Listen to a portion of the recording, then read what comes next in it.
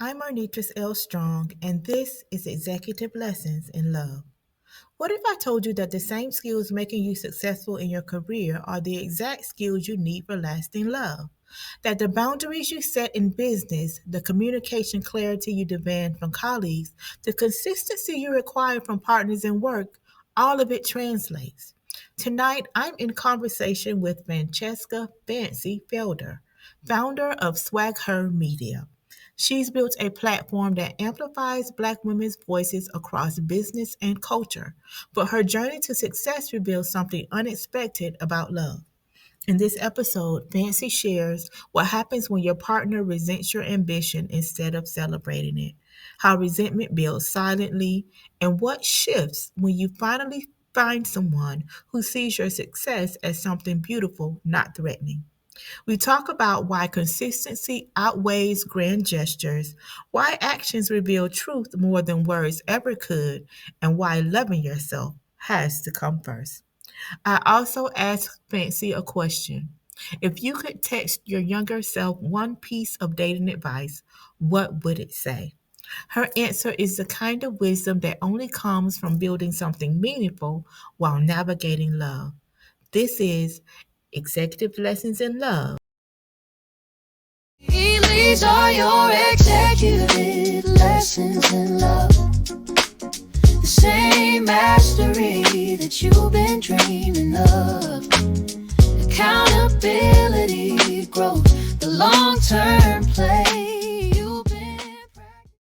Tonight we're talking to Miss Francheska Felder. Fancy is what we call her. She is the founder of SwagHer Media.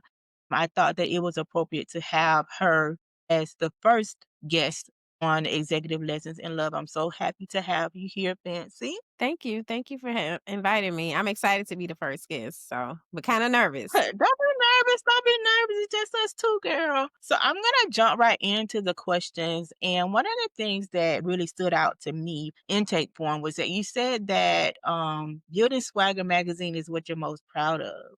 And I want to know if you could walk us through the process it took for you to get to the idea that this is something that I want to create, and then kind of walk us through what it took to build it from the ground up. Okay, well, starting with the first part, I would have to say it wasn't like a really long process as far as like thinking this is something I want to create because I was about 25 and basically the magazine was started because I was like overly ambitious but not really going anywhere. But I would meet these affluent Black women who would share their stories with me about overcoming just different challenges in life and just how they got to be who they were at that time. And they were older than me. So, to me, I thought I had to have life all figured out. And when I started hearing their stories, I was like so impressed. I thought other Black women needed to hear them as well. And really, it was no time at all in between me like getting my little, like this little camcorder thing I had, whereas I started recording the interviews. It was like one of those little flip cam sort of things. And I at first recorded all the interviews as opposed to writing them because I had never really wrote anything professionally. So I was really nervous about putting it out there. But I would say really like it was all over the course of a month. And I also always share when I share that story that a month after getting my business license, my kids and I were evicted from our apartment. So it has definitely been something that I'm proud of because it has taken 15 years just for us to get to this point. Whereas I feel like, okay, now I feel like people are recognizing us. But over the course of those years, I feel like we've tried so many different things. We went from being video formatted to somebody telling me, oh, you need to write something, to writing and publishing, to switching from publishing, going digital, to now everything is video formats. So now you see, like, it's just like, and people are always like, well, why don't you try? And I'm like, okay, we tried that. We tried that in '04. We tried that in so. But it was really a lot of work.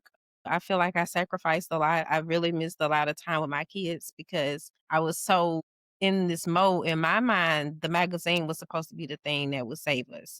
And instead it has just been like a lot of work on top of more work, but I do still love it. So yeah. That's amazing. So when I think about magazines, and as a child, I don't know, as a child, my mom always had Essence magazine, Ebony, we had Jet.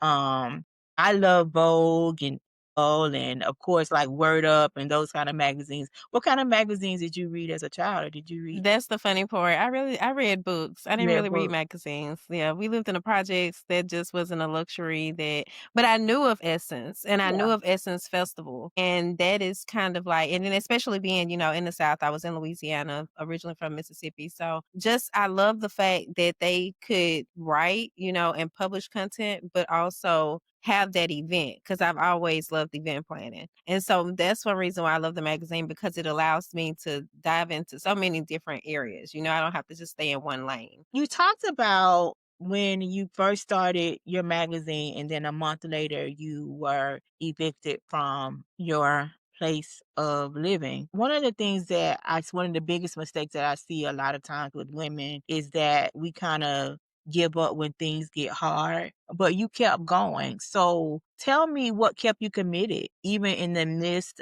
of having uncertainty about where you were going. Was it that bigger vision or you knew where it was going? But I know you said that you thought it was going to save you. Was it something else that kept you committed to the process even when you No, were just really uncertain? that just really that blind commitment, just thinking that this has gotta take off, because I just knew for one that I always kinda struggled when I worked for someone else. That has always been challenging for me. Usually, I'm not one to just stay long at a job. And then at times I might would overstay, but it would be kinda like a toxic relationship sort of thing. So, just knowing that I wanted to work for myself, I think is the one thing that drove me the most. I really love that commitment to that because I can understand being uncertain about um where you're gonna live and still having this vision. I often wonder what the difference is between kind of psychosis and faith. Like what it looks like to other people when you're a visionary and you see where something could go, but none of that is manifesting in your life. How do you persevere? How do you keep going on when nothing around you is matching up to what that vision is? So I really admire you for pushing through and look where you are now. Yeah, and I think it was really those stories just of the women, just hearing, like, oh, they would share, very intimate stories with me. I would just I guess in my mind, I was like, "Okay, if they can overcome that, I can overcome this." And that was, like, really what helped me to stay grounded. And then I will admit, I used to be, like, a negative Nancy until those same women, like, they introduced me to positive thinking and just, a whole other plethora of things, but spirituality and all of those things really kinda helped me to stay within that positive realm, like, okay, this is gonna happen. It may not be today, but it's gonna happen. Yeah, so it sounds like you said that you thought that Swagger was going to save you, but it sounds like it really did. It maybe not in the way that you thought it was going to Oh, save yeah, you, it did. but it did. I know that Yeah. because I had to change my ways. I really had to go within and work on myself in order to be able to. Because I just felt like it was only right. I mean, when I started the magazine, I was working at a strip club and I was selling adult toys. I was working at Applebee's, going to school. I was doing all those things at one time, and I felt like I really couldn't try to talk to other women or try to, tell them anything about how to live a life when I was barely living a life. So just really doing that work and learning to overcome. And it's kind of like still why we push for empowerment so much, but like really people doing the work for themselves, that personal development part of things. I guess what I'm hearing is that one day you're going to write a book about this process. Definitely. Yeah.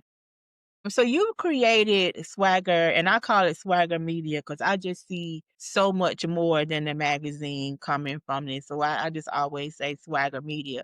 But you've created this culture where women are celebrated, they're seen. How do you, and then of course that's important in relationships. And I'm assuming here, but I would think that you would make sure you have that kind of culture in the business where women Mhm. are celebrated and seen. How did you go about making sure that that culture was created where these women understand we're working together toward a shared goal, but we also want to make sure that you're seen and you're celebrated? Was that in the forefront of your mind, or did it just come as a byproduct? So I just always feel like I think one of my the strongest assets really is being a team player and trying to understand other people and what their wants and needs are. So I have always felt like because, we're still small, we can't pay the way I would like to pay people. So the least that I can do is I know that I have a platform with the audience, so I will definitely try to get their name out there if possible because that's the least that we could do, at least be known for your work. I think that that's very important. And a lot of people, write because they just love writing, but at the end of the day, I feel like you want people to know that you left something behind, That's important to me. Yeah, I know that once I started, when 40 started creeping up on me, I was like, oh my God, what have I left? Like, what if I died today? Could somebody outside of the people that really know and love me, would they be able to say she was here or she made a difference? And from the age of 12, I always just wanted to be an Essence bestselling author because we always had those magazines in the house. And I was like, I love reading the letter from the editor from Suzanne Taylor, and she had a little autograph down there at the bottom, and reading the interviews. And I would be like, oh my God, why she didn't ask this? I would have asked this. But the books, and it was like, oh my God, one day I can have my book here, or I would go to the bookstore. We would go to the mall, and I knew that if I went to the mall with him, if I didn't get anything else, I was going to get some books.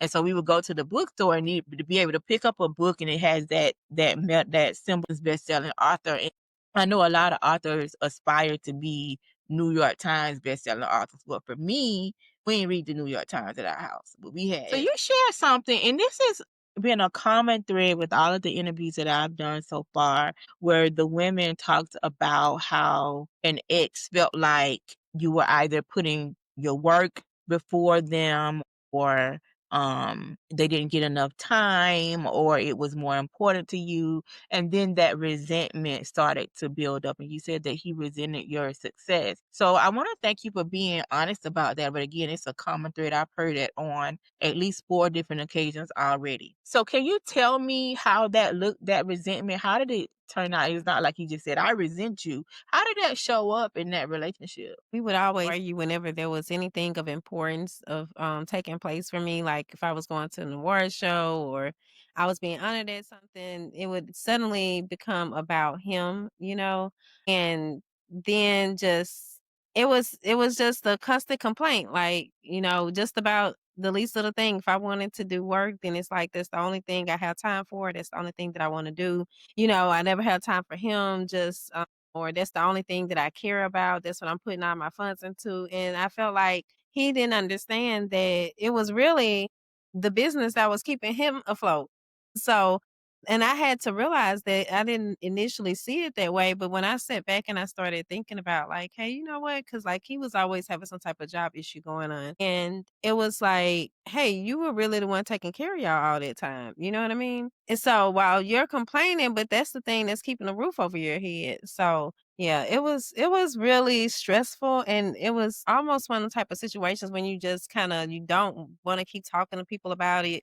So you just kind of keep it to yourself, but then it's weighing on you at the same time. So it was a lot Can to imagine deal it's a with. I think that a lot of women deal with that too, and that's the important part. You don't want to talk to people about it, or you don't want to keep talking about it. And so you start to keep it to yourself. But, women, when you're going through things like that, and it's easy to feel like you're the only one, but we kind of need that community. And that's what I'm trying to Yeah. create with Executive Lessons in Love, to let women know you're not alone, and we're all dealing with basically the same things, and we can come together, we can extract some lessons that can apply to all of our situations. So when you got with him, you had already started Swag. It wasn't like you were with him and then you started it afterwards. So he already knew that you were a businesswoman. So were there things before the going to the award shows and he would outwardly complain? Were there other small things that you may have overlooked that would have pointed to him really resenting? Because it's interesting that sometimes men, it's almost like they seek out successful women, but then the very thing that attracted them becomes a source of contention later on. It's funny you're saying this because that's very true, but it's in kind of in a different way. Because actually, I met him like within a few months of having started SwagHer. Now that I think about it, and but we already were kind of in motion like heavily at that time. And so, but the funny thing is, remember I said I worked at a strip club, so I actually met him at a strip club, and it was like after the fact, then I feel like all the things that he acted like the reason why he was so interested in me, which was more so like for a mindset sort of thing, or, I just love how you think, da da da. And then all of those things kind of later became like things that bothered him. It was like it just totally changed. And so it was so weird because it was like having gone from this person, being with this person who at first made it seem like you were their world. And then now it's like you're their headache. So it was really, but I don't know about like small things. So I can't really think of any small things in particular that I can recall. And that was actually a very long relationship. Like we It was would a long split up and then relationship? end up back together. Yeah, it was a long Wow. relationship. So, because I kept kind of thinking that he was gonna change his mind, I guess, about things and start being accepting, but it's like it never really changed. By the time we broke up, which was like 14 years later for good, we would have these arguments where he would just like basically stay up all night, literally, just going on and on and on about whatever it is he was upset about.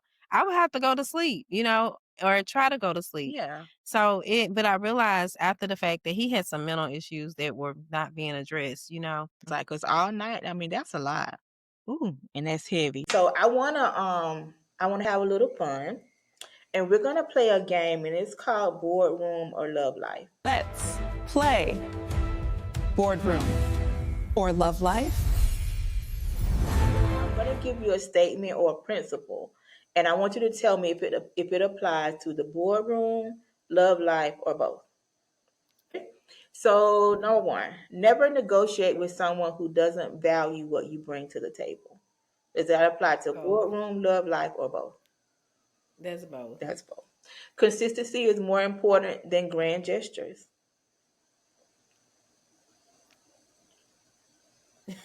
Look, I might be saying everything is both because I feel like that is both as well. Okay.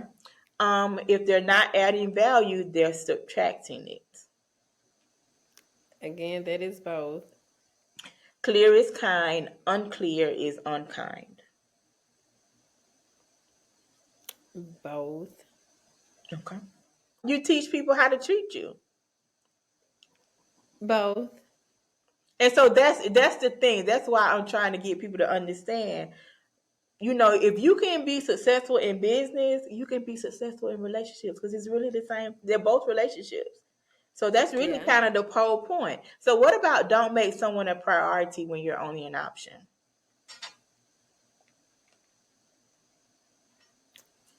Okay, I might would say that one is more what was it was boardroom and it was Boardroom, the love first life, one. or both? I think that one might be more love life. More love life. What about energy doesn't lie? Pay attention to how you feel around them. Both. Both, for sure. I think that's definitely both. Sometimes the best investment is knowing when to cut your losses. Both. Both. If you have to convince them of your worth, they're not your person. Both. Both. And then show up consistently or don't show up at all. Both. All right. Well, thank you. Thank you. So only one of them was just love life for you. I love that. But the parallels, I think, with that, I've been toying with this idea of love being business or the business approach to love for a couple of years. And every time I say it, women are like, what? But then when I break it down, I'm like, wait a minute, I never thought about it like that. It really is the truth, it really is. So if you could text your younger self one piece of dating advice, what would it say? Oh, probably something along the lines of like you need to love yourself more than you ever imagined anybody else could. Mhm. Something Feels like along a the big, lines. Something feels like along a the big lines of that. warm hug. So that's deep. And I think that a lot of times we say that, but I don't know that people really understand the gravity of that. So can you give me an example of something that helped you to learn that lesson? Wow. So I just, cause like I was not raised in a household that talked about self love. I knew nothing about it.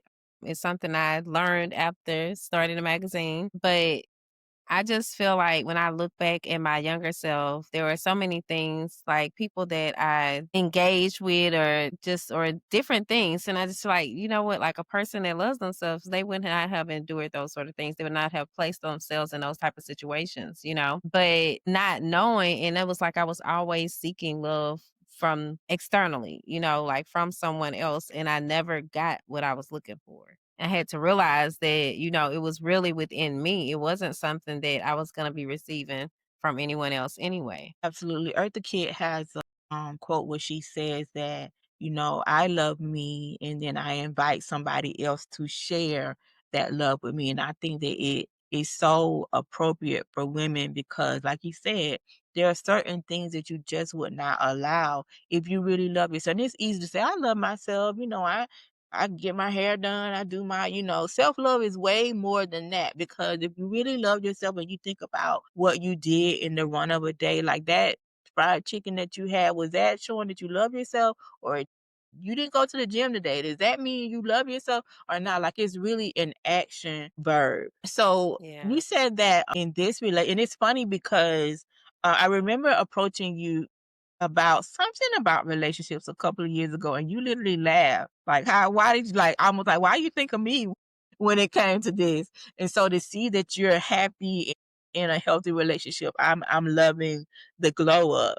But while you were building Swagger, you had to show up consistently, keep your word, and you had to deliver. So did that teach you anything about what real commitment looks like or how it feels? Oh, no, that's an interesting question. But I would have to say it has because I realize like, and it's funny because even though you asked me when I just said that about being a Libra, and you mentioned balance. I really don't quite believe in balance as much as I believe in harmony, and so I really had to learn that because I realized like I might can't ever give 100% to anything as a business owner and wearing so many other hats, but I can definitely give my all and be present when in that moment of doing whatever it is that I'm supposed to be doing. So that was a lesson for me as far as for commitment because I've learned to like always ask myself, can I really say that I gave it my all as far as, my capacity of whatever that looked like at that time? So you said that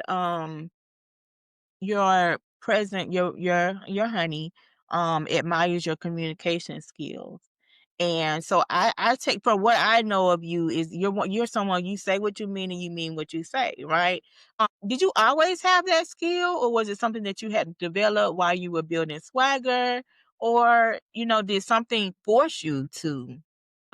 I would say swagger really forced me to because I really used to be more of a behind the scenes person, which and I Mhm. used to be very quiet, but like even before the magazine, I mean, just like even as a kid, I used to be like a very quiet kid. I used to be afraid of everybody. So I didn't really speak to a lot of people. And I really had to outgrow that and learn to use my voice and speak up for myself. And those are just kind of things that they were some very hard lessons, but I had to learn them in order to grow in business. So. Right, those are all skills. I think that just like in relationships, when I say that a relationship is a mirror, I think going into business and being an entrepreneur, it really is a mirror because it shows you those parts of yourself that need work.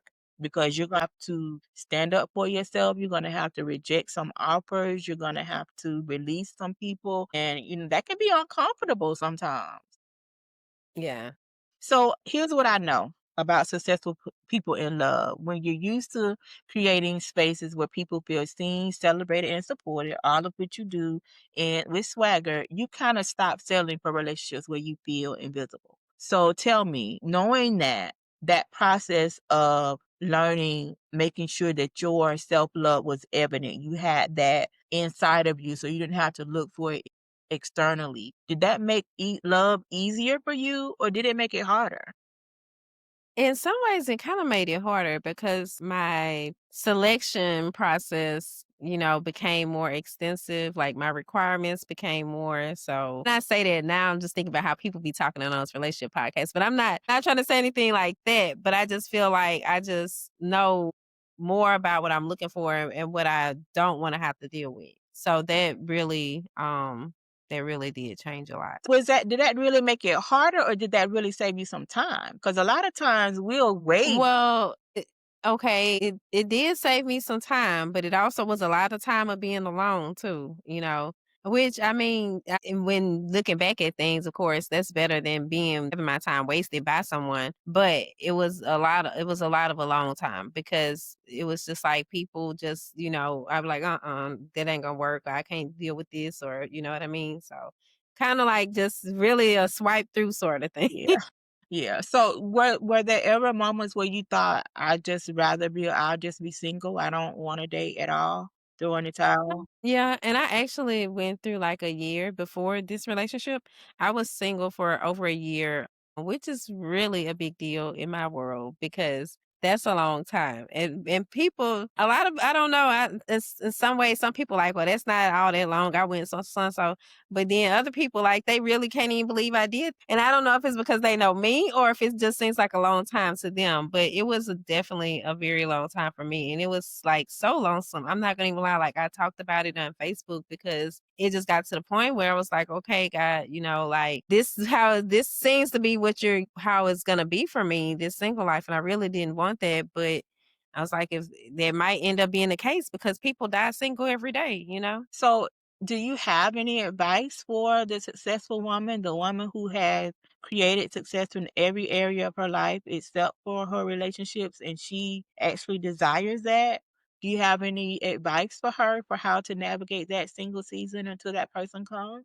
I would definitely say like trust your intuition because I feel like I would meet people and kind of in my weakest moments want them to be, like or try to see them as what I wanted them to be instead of really of course I would snap out of it, but I would realize I would be trying to see them how I wanted them to be and not necessarily for who they were.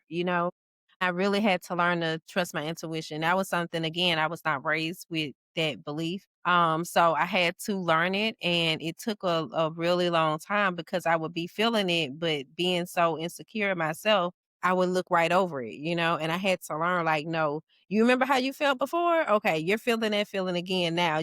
This is like a red flag or a warning sign, for you. You need to rethink that.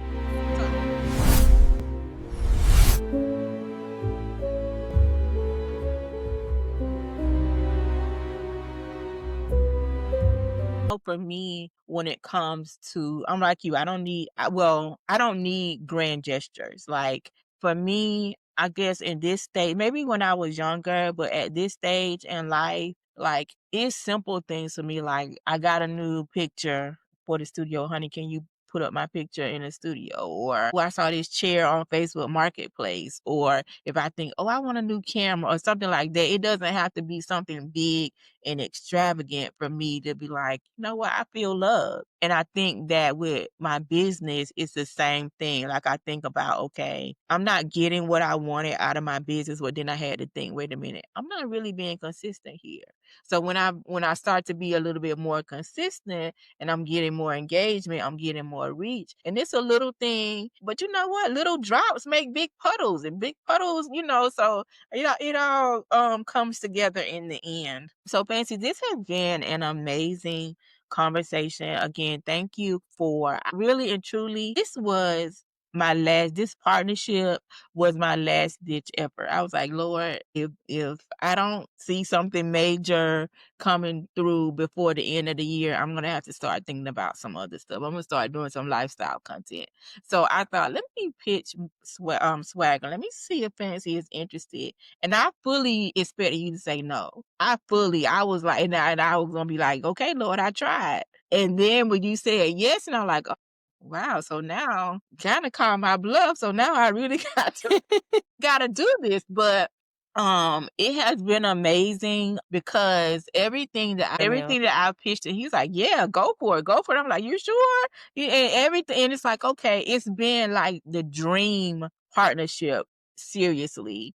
And one of the things that I have learned in the process is that sometimes it's not even that your business model isn't working. It's not even that your people aren't there. It's that you're not in front of the right audience.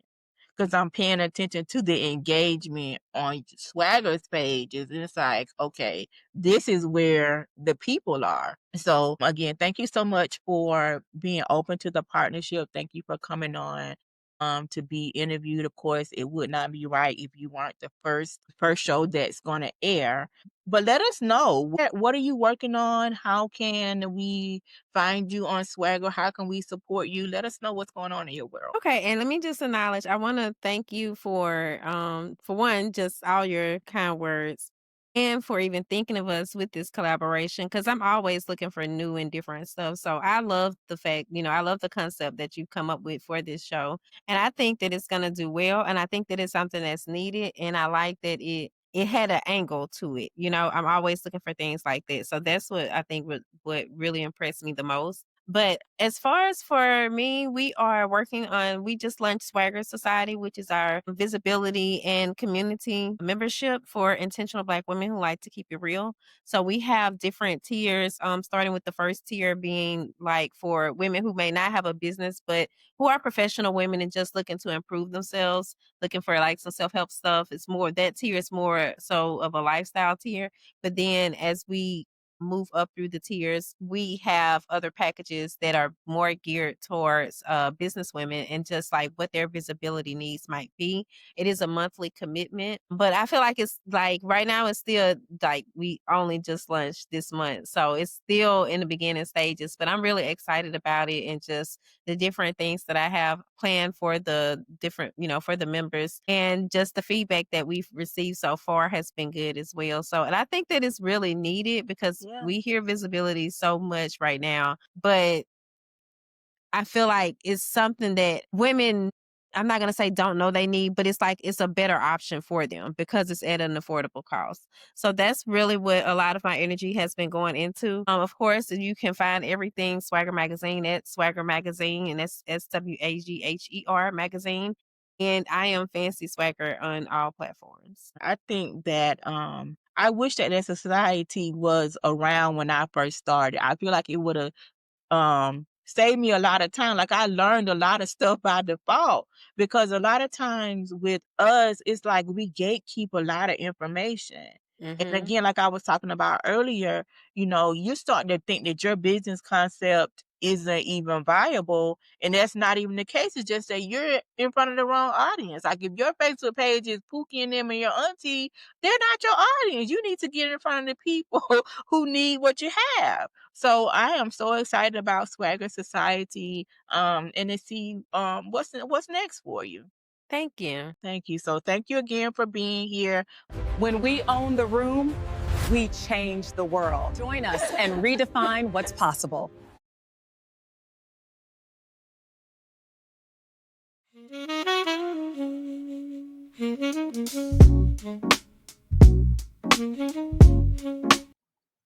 Okay, so this conversation with Fancy solidified the show's concept that the same standards we have in business need to be brought to love too. Let's extract the lessons from today's episode. Lesson number one: when someone resents your success, they're not your partner, they're dead weight. Fancy told us something that stopped me in my tracks. Her ex would complain constantly that she only cared about the business, that she never had time for him, that all her money went into SwagHer. He resented every award, every honor, every milestone. But here's what she realized later: that business he resented was keeping the roof over their heads. He was having job issues. She was the one supporting them both. He was complaining about the very thing that was keeping them afloat. Now, listen to this as an executive.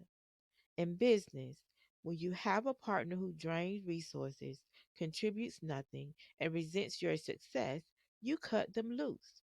You don't keep funding a losing investment hoping it will turn around. You protect your business and move on. Yet Fancy stayed in that relationship for 14 years. 14 years of arguments, resentment, and carrying someone who should have been carrying weight beside her. Here's your executive lesson: stop funding relationships that drain you. If someone resents your climb, instead of celebrating it, they're not your partner, they're an anchor. And the same decisiveness you use to cut business losses, apply it to your personal life. Don't stay 14 years with someone who resents what you're building. Cut your losses and keep it moving. Lesson number two: the skills that made you valuable in business are exactly what the right partner wants in a relationship. Here's what Fancy shared. She used to be quiet, behind the scenes, afraid to speak up, but building SwagHer forced her to find her voice. She had to learn to communicate clearly, speak up for herself, be present and visible. Those were hard lessons, but necessary for business growth. And here's the beautiful part: the exact skills her ex were intimidated by are the same communication skills her current partner values most about her. Think about that.